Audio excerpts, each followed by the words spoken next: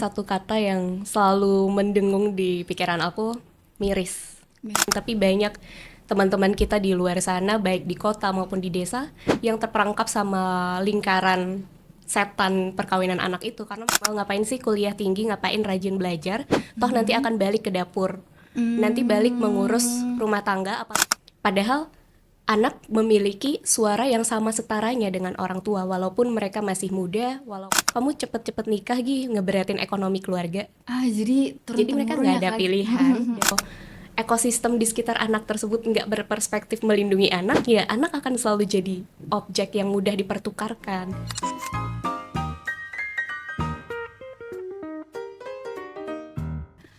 Halo Redmates, welcome to Red String Podcast Series, podcast yang berisi ruang obrolan di mana kita akan membahas hal-hal yang mungkin dianggap biasa aja tapi sebenarnya menyimpan banyak rahasia. Bareng aku, Kailana di Syawahab.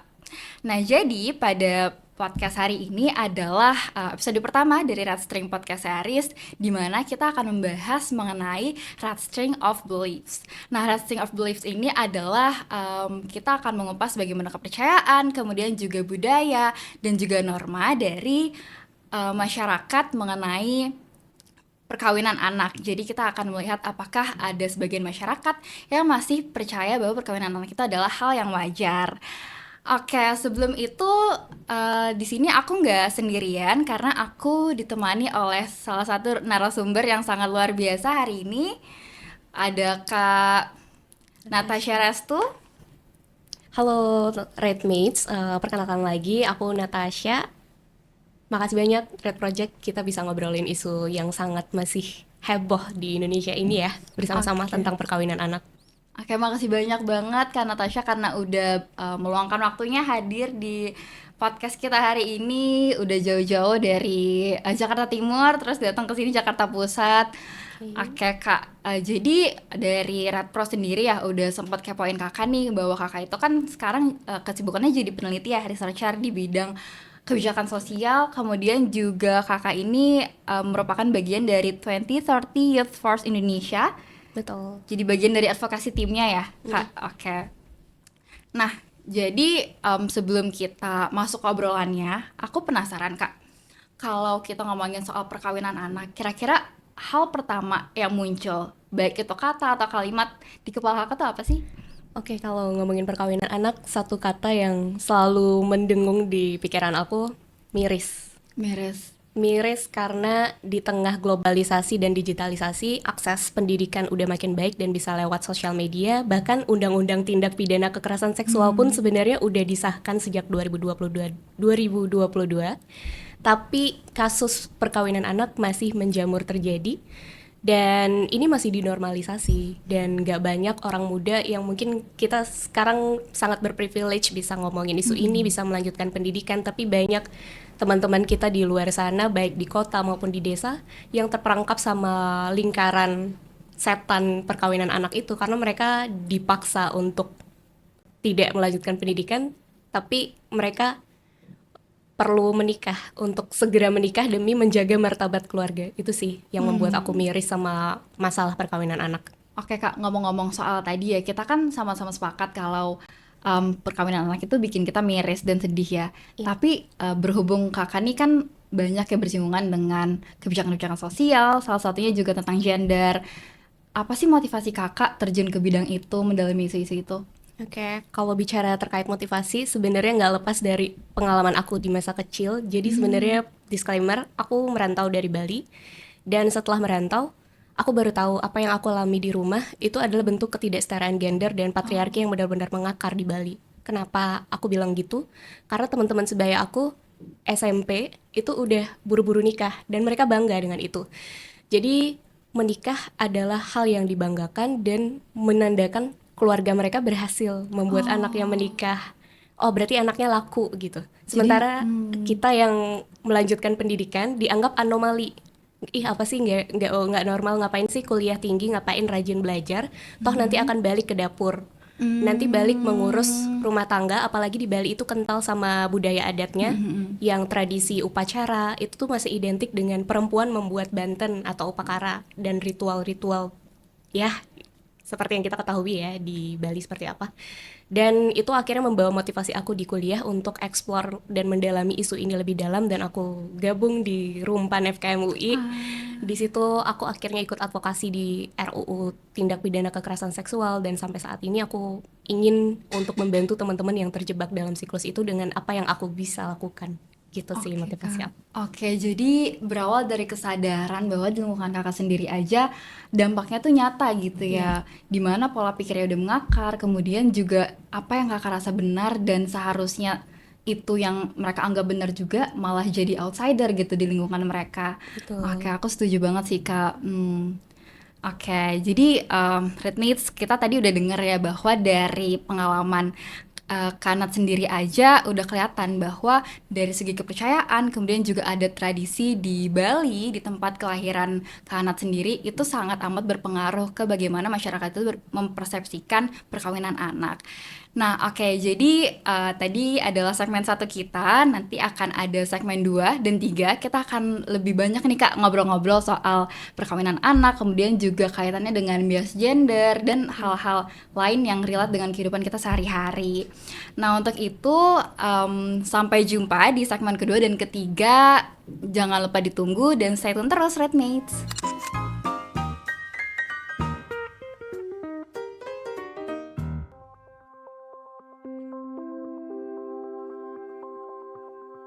I feel like I'm living two lives. Like I know everything about her life, she knows everything about mine, and I think I can read her mind. Selalu diskusinya sama Dina karena she can always balance me in many ways. Hubungan kita deskripsiin dalam 3 kata. Tom and Awalnya terus terang aku nggak nyaman ya. Lalu juga ya Din ya. when one of us opens up, I think then it becomes very nyaman and comfortable to talk about anything. And definitely, I feel like talking about, sometimes it's called taboo, but you feel like relieved when you can talk about these things, and you feel safe knowing that you can talk about it with someone. They're not gonna judge you. Yeah. Bisa nggak sih kalau misalnya menjaga atau merawat area V itu dengan sabun yang biasa kita pakai sama seperti pada saat mandi? Ternyata dari pH-nya aja kan beda. Normalnya area feminin kita pH-nya itu 4,5 sampai 5,5. Dan we realize bahwa ketika period pH-nya naik jadi 8. Therefore we need a specific product yaitu Femwash dengan pH level 4,5 sampai 5,5. I'm very blessed to have you as my sister, because I realize that not everyone has like a best friend, and a really good relationship with their sister. And I feel like, knowing that I have a best friend for life for sure is really comforting to me. Ya kita gini aja apa adanya ya. Yang penting pokoknya kalau misalnya ada yang ganggu kita udah tahu kan mesti gimana ya. Oh iya, sorry. Thank you so much, San.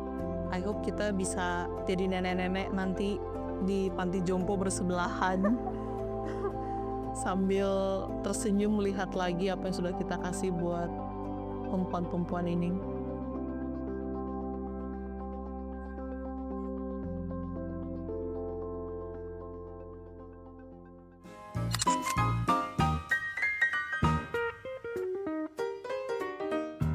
Halo again Redmates, jadi kita udah masuk nih ke segmen kedua, yaitu kita akan membahas lebih lanjut Kak, bagaimana akhirnya perkawinan anak itu dari segi tradisi, adat, nilai, dan budayanya itu nantinya akan mengakar gitu. Dan sampai saat ini juga kita sudah melihat ya bahwa sudah mengakar dan mempengaruhi pola pikir sebagian masyarakat di Indonesia. Tapi aku penasaran nih, kalau menurut Kanat sendiri, kira-kira apa sih faktor atau alasan adat dan tradisi ini mempengaruhi bagaimana mereka berpikir dan akhirnya mewajarkan perkawinan anak sendiri? Oke, sebenarnya hal yang perlu kita garis bawahi di sini bukan berarti norma dan budaya kita itu tidak mengarahkan kita ke hal yang baik. Namun yang salah di sini selama ini terjadi di Indonesia adalah kesalahpahaman untuk memaknai budaya-budaya itu. Sesederhana misalnya mereka yang menikah dini disarankan segera menikah karena dianggap itu untuk menghindari zina, atau itu untuk kebaikan dari anak itu sendiri dan melindungi mereka. Jadi niat mereka untuk melindungi anak dari hal-hal yang buruk itu direalisasikan dengan cara yang keliru dan salah, dan itu masih mengakar karena pola parenting di Indonesia yang takut untuk berkonflik. Maksud aku takut berkonflik di sini adalah kita selalu dikasih tahu gak usah membangkang. Kamu Betul, jadi betul. anak yang penurut, karena anak Iya. penurut dianggap berbakti sama orang tua. Padahal anak memiliki suara yang sama setaranya dengan orang tua, walaupun mereka masih muda, walaupun ada relasi kuasa antara orang tua dan anak. Secara filosofis dan hak asasi manusia, bahkan hak kesehatan seksual dan reproduksi, itu bisa teman-teman akses lagi apa aja komponennya, ada 12 poin dan berbagai macam 12 hak itu. Yang paling menjadi satu benang merah yang sama adalah bagaimana kita sebenarnya sebagai orang muda, sebagai anak, memiliki hak untuk mandiri dalam mengekspresikan apa yang kita mau. Sesederhana betul. kapan kita akan menikah dan dengan siapa kita akan menikah. Bukan berarti kita tunduk dengan pilihan orang tua. Misalnya contoh nyatanya yang aku temukan saat project dengan 2030 Youth Force Indonesia, lalu di penelitian aku juga sebagai peneliti di daerah Kabupaten Sukabumi, Bandung Barat, Bogor, Jakarta, bahkan Bali pun itu memiliki benang merah yang sama. Benang merahnya adalah posisi anak itu mereka nggak tahu kalau hak mereka itu dirampas dengan adanya fenomena perkawinan anak. Padahal perkawinan anak itu dari Undang-Undang Tindak Pidana Kekerasan Seksual itu berhak dipidana. Para Oke. pelaku yang mengizinkan anak di usia di bawah 19 tahun untuk menikah itu bisa dipidana. Namun mereka nggak tahu dan ya udah mereka tunduk aja karena dianggap itu bisa menyelamatkan moral dan menunjukkan kalau mereka bukan anak yang durhaka. Jadi parenting yang salah paham akan ajaran agama dan norma budaya ini perlu kita rekonstruksi bareng-bareng. Ini nggak bisa kita biarin karena anak dan orang muda yang menjadi generasi yang mewarisi dunia suatu saat nanti itu jadinya nggak bisa tumbuh menjadi dirinya sendiri. Autentisitasnya itu jadi hilang. Betul, Jadi Kak. apa-apa hidupnya dikendalikan oleh pilihan atau tekanan sosial. Iya, Sesederhana aku bahkan setuju milih banget. jurusan Iya, itu kadang kita masih banyak banget kejadian. iya dipilih sama orang tua dengan anggapan kamu jadi guru aja, kamu jadi PNS aja udah pasti stabil hidupnya. Padahal opsi berkarir di era digitalisasi sekarang itu sangat beragam gitu. Jadi Betul. itu sih yang aku temukan selama ini dan masih perlu kita perjuangin bareng-bareng. Iya, aku setuju banget Kak, authenticity tadi. Karena kita ngelihat sekarang orang tua di Indonesia ya khususnya masih banyak yang anak itu kan harus nurut. Kemudian juga dari segi orang tuanya kalau misalkan kalian gak nurut itu ternyata membekas juga di pikiran anak. Oh, aku nggak diterima di keluarga aku. Terus Betul. juga aku harus selalu nurut kalau misalkan mau ibu aku senang sama aku atau ayah aku senang sama aku. Dan itu justru jujur bikin aku miris gitu karena bukannya anaknya jadi tumbuh menjadi diri dia sendiri, tapi malah menjadi apa ya, kalau bahasa kasarnya mungkin boneka kali ya Kak, karena Iya. ujung-ujungnya dipaksa kawin atau dipaksa jurusan tadi sederhana itu juga mereka nggak punya pilihan lain gitu. Oke Kak, menarik banget nih pembahasannya gitu. Jadi makin kelihatan bahwa walaupun emang tadi adat dan tradisinya itu ingin dipakai ke hal yang baik, terlebih dari agamanya, tapi juga di balik itu ada hal-hal sosial yang ternyata justru luput gitu loh dari perhatian mereka ya Kak. Iya, benar banget. Dan selain faktor norma sosial budaya yang kita lihat dan culture parenting kita yang membuat posisi anak itu nggak bisa negosiasi terkait keputusannya dan kehilangan otonomi untuk memilih hidupnya itu mau seperti apa. Masalah sosial ekonomi itu juga sangat berkelindan gitu. Apalagi ini ada fenomena menarik yang perlu teman-teman ketahui juga. Di wilayah NTB itu terkenal perkawinan anaknya itu sangat tinggi dan masih terjadi. Dan dari riset yang aku baca, ini masih jarang yang tahu sih kayaknya. Gitu Jadi Kak. ada namanya fenomena anak oleh-oleh. Jadi anak oleh-oleh itu adalah anak di NTB yang orang tuanya adalah pekerja migran dan mereka ditinggal di NTB dan mereka diasuh oleh keluarganya. Dan mereka distigma oleh lingkungan sekitarnya karena kamu gak punya orang tua. Ya ampun. Jadi hasil sedih banget. hubungan selama melakukan pekerjaan migran, mereka nggak punya orang tua dan diasuh sama keluarga pengasuhnya. Dan keluarga pengasuhnya pun mendorong mereka, kamu cepet-cepet nikah ngeberatin ekonomi keluarga. Jadi Mereka nggak ada pilihan dan akhirnya mereka terpaksa menikah karena udah nggak kuat di stigma oleh keluarganya sendiri yang seharusnya melindungi anak itu. Dan ketika dia bertemu keluarga mertuanya, mereka diremehkan karena mereka belum punya pekerjaan, belum tuntas pendidikannya karena menikah di usia muda, dan akhirnya lahirlah konflik dalam rumah tangga. Ada Oh, kekerasan dalam gitu. rumah tangga, bahkan mereka akhirnya bercerai. Dan setelah bercerai mereka luntang-lantung masih memiliki anak yang harus mereka asuh tanpa pendapatan yang tetap. Itu sih yang Dan jadi yang benar-benar bikin siklus. sedihnya, iya, yang bikin sedihnya anaknya nantinya khawatir akan seperti itu juga ya Kak, karena Betul. rantai itu terus berputar, Iya. gak ada yang mutus. Dan aku tuh kemarin sempat baca-baca juga karena baca preliminary results yang Kakak kirim kemarin, itu kan ada soal kawin apa ya, Kawin tangkap. Iya, kawin tangkap. Nah, ternyata di Sumba tuh juga ada Kak, dan Iya. orang tuanya, ibunya itu dijerat hukuman juga karena menjadi salah satu sekongkol proses penangkapan itu. Dan itu jujur miris banget ya, karena mereka keluarga tetapi akhirnya malah jadi pisah karena ketidaktahuan dan ketidaksadaran itu. Iya, Karena benar banget. norma-norma yang sudah sangat mengakar ya Kak di sana, di daerah-daerah seperti itu. Oke Kak, tadi kan kita ngomongin soal normanya, nilai sosial budaya. Sebenarnya ini relate juga nggak sih Kak ke bias gender? Apakah tadi di cerita Kakak itu kebanyakan atau bahkan semuanya malah perempuan yang kena ini? Atau di laki-laki Oke. juga? Iya, kalau bicara terkait bias gender, ini tentu pendapat aku di sini disclaimer nggak bisa digeneralisasi untuk seluruh wilayah Indonesia karena beda-beda karakteristik sosial, budaya, dan faktor-faktornya. Namun dari studi meta-analisis dan pengalaman aku selama ini ada benang merah yang sama, marginalisasi itu masih menjadi hal yang mendasar, yang lahir karena budaya patriarki yang masih kuat. Jadi ada perbedaan relasi kuasa antara laki-laki dan perempuan, di mana pertama dalam konteks urusan domestik atau urusan Iya, rumah iya. tangga itu selalu dibebankan ke perempuan, dan akhirnya karena mereka dianggap akan suatu saat merawat anak, mengurus makanan di rumah tangga, mereka dianggap tidak pantas untuk berkarir, untuk melanjutkan pendidikan tinggi. Jadi ini pun merembet ke marginalisasi di sektor ekonomi. Artinya Betul. perempuan dibatasi kesempatannya untuk mengakses pendidikan tinggi, jadi mereka rentan untuk dibayar dengan upah yang lebih rendah karena kualifikasinya tidak sampai di sana, karena mereka dilarang untuk melanjutkan pendidikan tinggi ataupun mengikuti sertifikasi.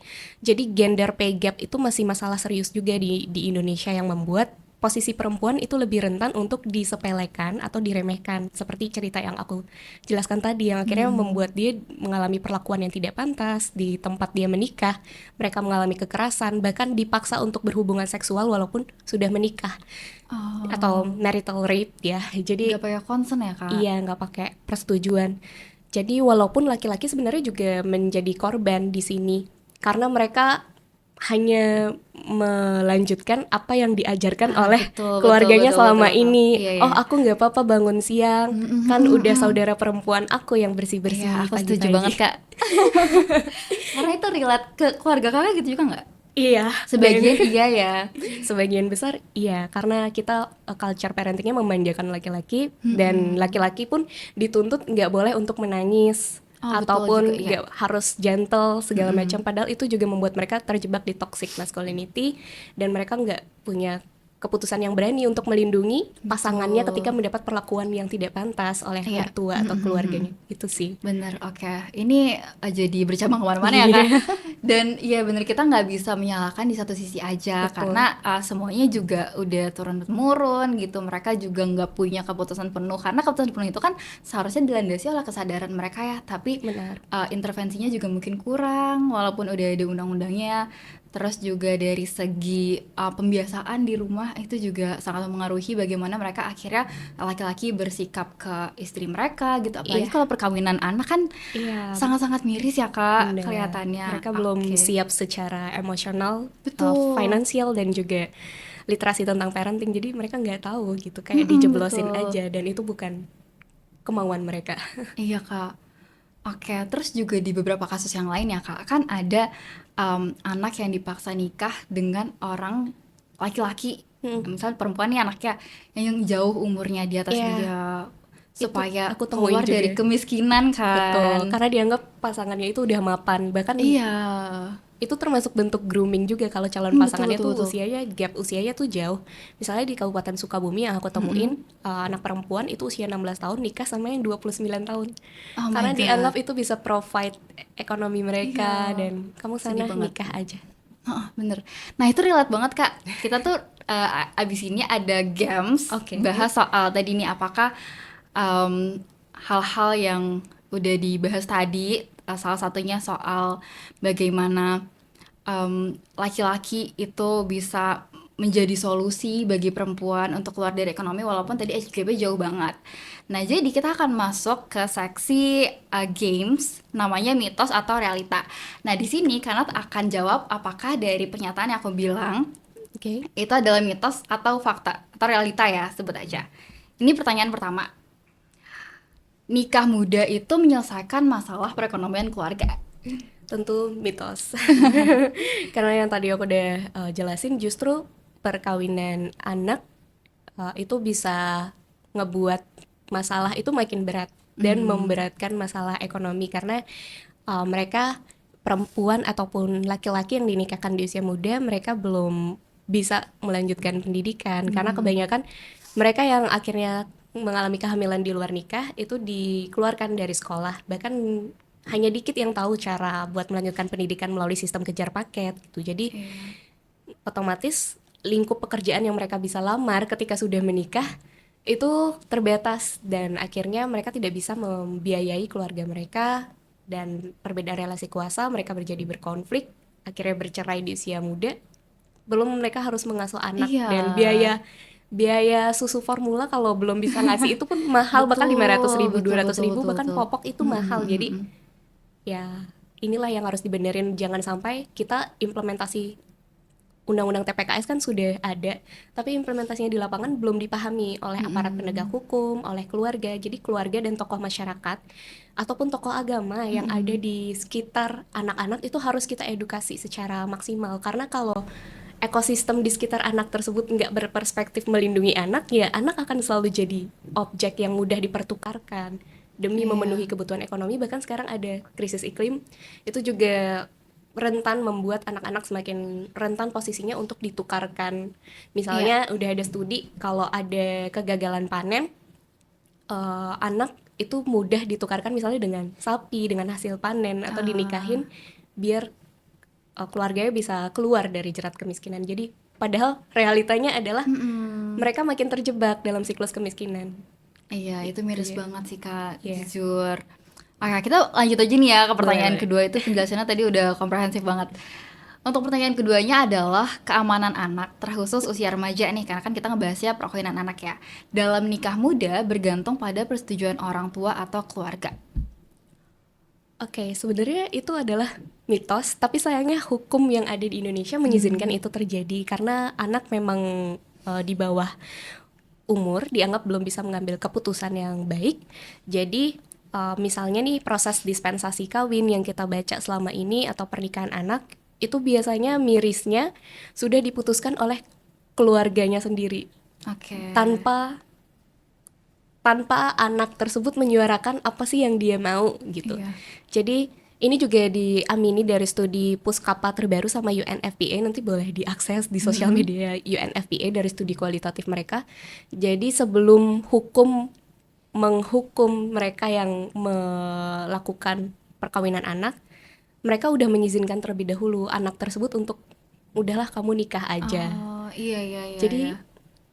intervensinya itu masih Karena kan gak belum bisa semuanya mencegah. tercatat hukum juga ya Kak. Iya, dan ada yang nikah duluan. betul, nikah duluan nggak tercatat, mereka nggak punya sertifikat kawin, Iya. akhirnya anak mereka yang lahir nggak punya akta kelahiran, dan itu mempengaruhi akses pelayanan kesehatan mereka Iya, juga, iya, mereka iya, nggak iya. bisa, ya namanya juga anaknya nggak tercatat gitu, jadi itu sih banyak ya PR-nya. Ya, mungkin sederhananya soal mitigasi risikonya kurang ya Iya, kayak benar. kalau melihat masyarakat, sebagian masyarakat sekarang ini. Oke, ini yang terakhir nih Kak. Perkawinan anak atas dasar keinginan pribadi itu akan lebih baik bagi keamanan anak. Nah, kalau aku menjawabnya itu mitos juga, karena dalam usia anak, apalagi di bawah usia 19 tahun, itu mereka belum memiliki kesiapan mental, psikologis, dan sosial untuk menanggung beban perkawinan itu sendiri. Dan lagi-lagi kita di sini nggak bisa mewajarkan glorifikasi pernikahan anak yang biasanya juga terjadi sekarang sayangnya di series Netflix kita. Iya, tapi baru aja diomongin sama Iya. teman-teman yang lain. Jadi please kita ayo suarain Iya, bareng. sedih banget. Kita penting sih buat kelas menavigasi masa depan karena kita harus tumbuhin semangat anak-anak muda Indonesia kalau mereka itu pantas untuk meraih kehidupan yang lebih baik gitu. Jangan Betul. jangan semata-mata untuk gengsi dan termakan oleh anjuran-anjuran tekanan pressure tetangga ya gitu untuk segera menikah gitu sih. Oke, Kak, aku setuju banget sama semua statementnya. Dan benar tadi kata kuncinya adalah pemuda gitu ya. Bagaimana sekarang kan pemuda yang menjadi korban, tetapi juga aku yakin bahwa pemuda juga yang bisa menggerakkan arah perubahan ya. Betul. Untuk membangun ekosistem yang lebih baik, yang bisa mengedukasi juga yang mungkin dari segi kepercayaannya sudah mengakar, tetapi bisa juga ada intervensi-intervensi yang bisa mengubah itu, break the boundaries, kemudian juga bisa saling memberikan, menjelaskan benefitnya apa aja sih, mitigasi resikonya apa aja. Karena kan ini kaitannya dengan data juga ya Kak, kalau misalkan mereka mungkin dikasih tahu datanya, ini loh kekerasan seksual yang dialami setelah menikah, terus juga ada yang namanya grooming segala macam, itu penting banget untuk mereka ketahui juga. Benar. Oke, Rate Mates. Jadi tadi adalah pembahasan kita di segmen kedua dan di segmen ketiganya kita akan bahas lebih lanjut nih bagaimana peran pemuda khususnya remaja dalam mitigasi, mencegah dan juga menangani kasus ini. See you.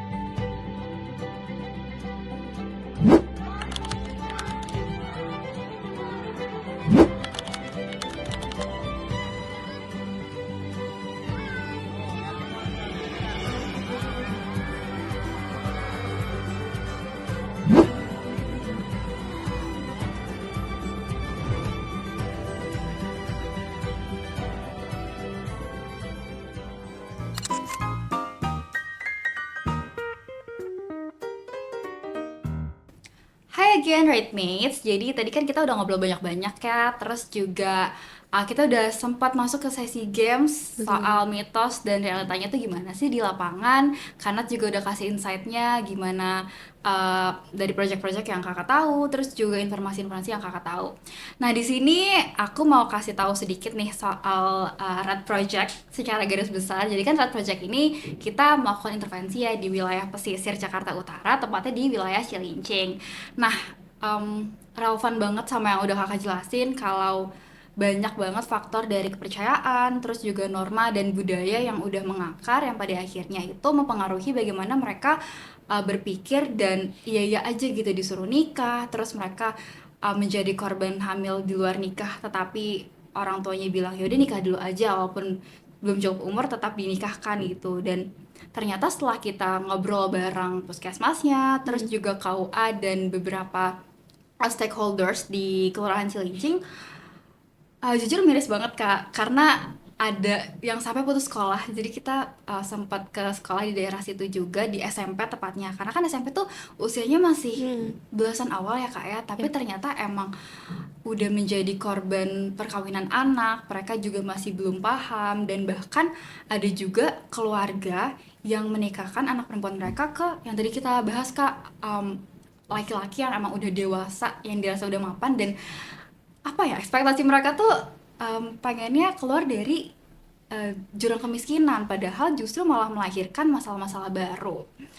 Oke, di sini aku mau ngomongin soal concern sih Kak, karena kan kalau kita bahas secara garis besar tadi belum banyak ke arah sana ya.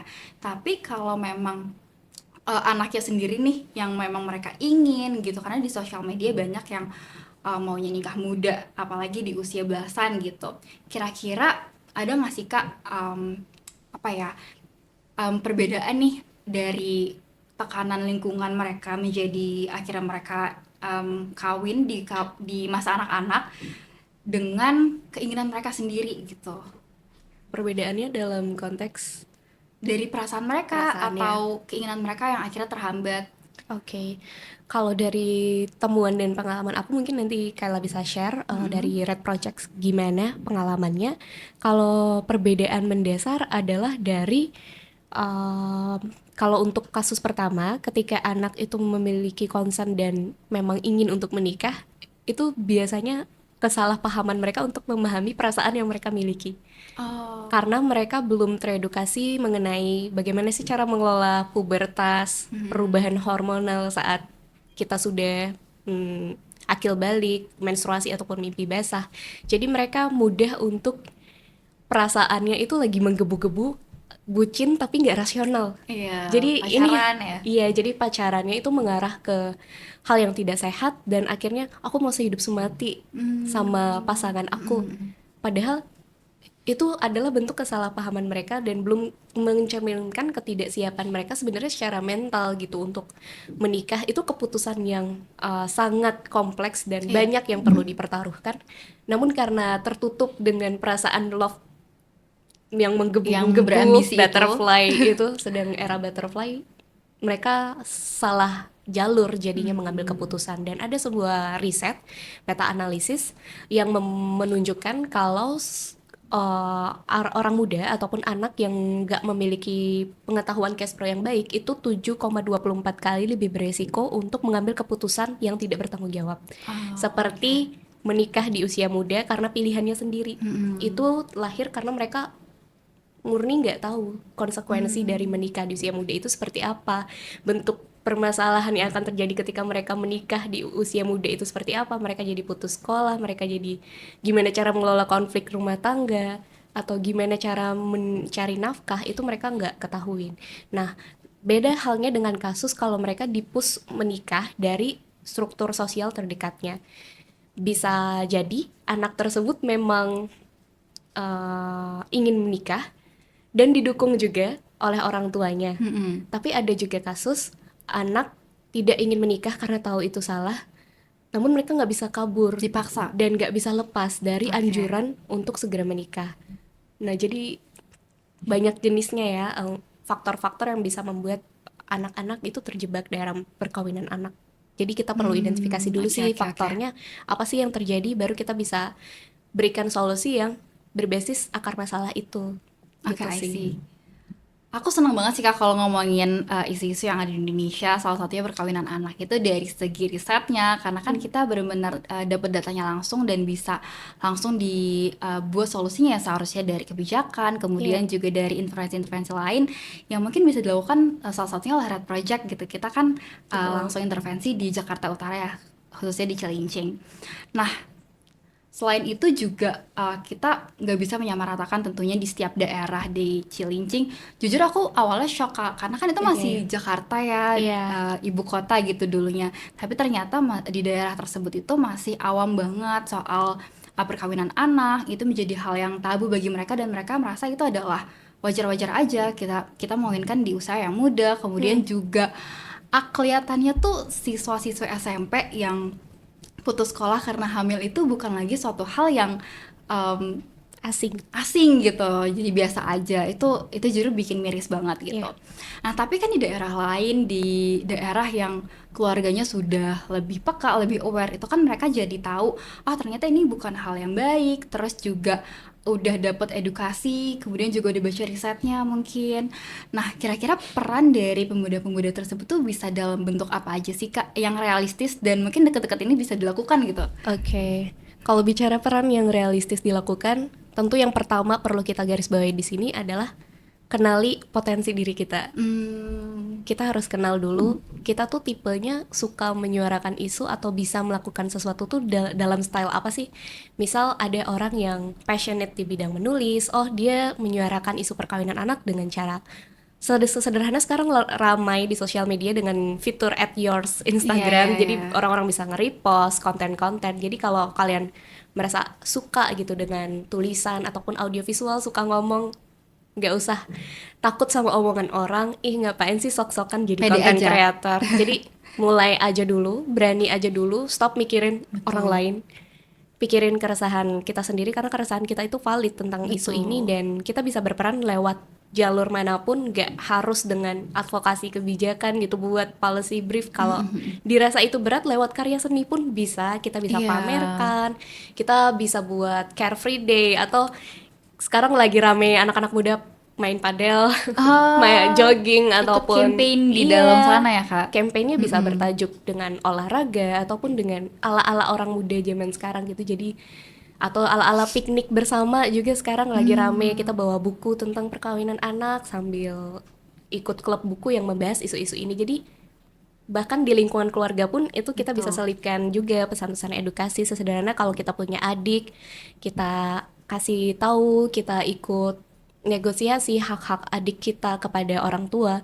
Dan tentu kita perlu menyuarakan juga kepada pemerintah kalau intervensi pencegahan perkawinan anak itu nggak bisa hanya berfokus ke anak dan orang muda, tapi bagaimana orang tua, guru-guru, tokoh agama, tokoh masyarakat itu juga diberikan edukasi yang memadai. Ya.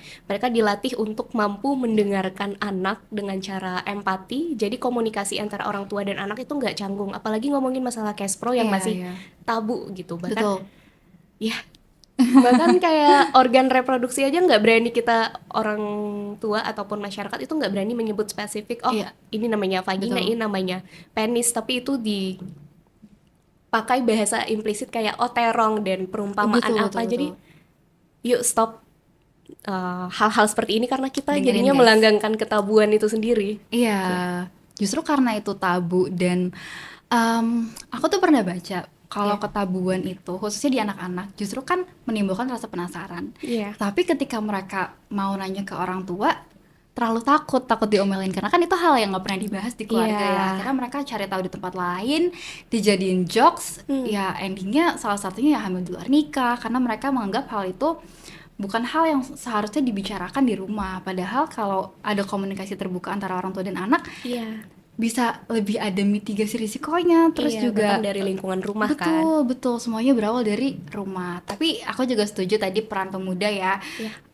Kita juga harus lihat dulu nih potensi kita ada di mana dan intinya adalah mulai aja dulu karena semua perubahan kan kita nggak bisa ya melakukan perubahan langsung besar sekaligus. Iya, langkah kecil pun itu berarti banget. Iya betul banget. Setiap langkah kecil itu berarti dan ya senyaman kita aja ya. Tadi bisa di lapangan padel atau di tempat lain kayak hobi kita bisa di muncak nih di gunung, kita juga bisa sambil camping gitu kan. Betul. Iya jadi caranya bisa macam-macam. Salah satunya juga lewat Red Project. Oke Kak. Nah oke, kayaknya kita udah memasuki sesi akhir nih dari obrolan kita hari ini. Aku mau ngucapin terima kasih banyak ke Kak Nat atas waktunya, atas insight-nya. Bener-bener seorang pemuda yang nggak cuma Gen Z aja, tapi juga insight-nya nggak main-main gitu. Aku masih belajar juga dan aku Oke. banyak belajar dari pengalaman Red. Orang muda di sini, yuk peran kita yuk saling gandengan, saling kolaborasi. Gak usah ngerasa kecil karena kamu gak sendiri. Perjuangan ini adalah perjuangan kita bersama. Betul. Oh ya benar, kalau misalkan ada anak muda yang mau mulai sendiri tuh ragu ya, banyak ketakutan segala macam. Join aja komunitas. Betul. Cari yang sefrekuensi Iya. dan gak apa-apa kita belajar bareng. Salah satunya kakak kan di Youth Force Indonesia kan. Bisa banget dipantengin juga Iya, sosial bisa dipantengin. medianya. Bisa Kadang join kita nggak, Kak? oprek. Iya, kadang kita oprek Oh, volunteer oprek. juga. Nah itu menarik banget sih guys. Bisa dikepoin Red Project, terus Youth Force Indonesia, terus juga kakak di Indonesian Institute itu Iya. khusus kebijakan aja kak, atau ada campaign-campaign juga? Iya, khusus kebijakan dan kita buat campaign juga tentang kebebasan akademik atau pelanggaran hak-hak kita di kampus. Termasuk gitu. terakhir aku diseminasi penelitian juga tentang kesehatan reproduksi. Jadi boleh banget dipantengin kalau tulisan-tulisannya menarik teman-teman. Iya, itu sesuai banget sama topik kita hari ini. Iya. Oke teman-teman, kita udah selesai nih ngobrol-ngobrolnya. Semoga apa yang udah kita obrolin tadi bisa membekas, terus juga bisa menimbulkan kesadaran ke teman-teman semua, terutama anak muda nih. Karena kan anak muda tuh sekarang yang paling deket gitu ya dengan sosial media. Mereka juga yang cepet taunya soal tadi nikah muda di Netflix itu ya. Iya. Yang tadi kakak bilang. Dan juga karena apa ya, paparan itu, terus juga mereka udah tahu paham-paham modern soal feminisme segala macam, seharusnya bisa lebih aware lagi dan lebih bijak lah ya untuk spread awareness dan positivity soal perkawinan anak dan juga gender di Indonesia gitu. Nah, sebelum penutupan kita ada tagline, Kak. Oke. Oke, jadi tagline itu adalah respect, educate, divert. Pakai gaya ya, Kak. Jadi di sini respect-nya, terus educate dan divert. Oke. Oke, setelah aku nanti ngomong Red Project Indonesia, kita langsung bilang tagline-nya. Red Project Indonesia, respect, educate, divert. Bye-bye, sampai jumpa di Bye, next episode selanjutnya. Bye-bye, Redmates.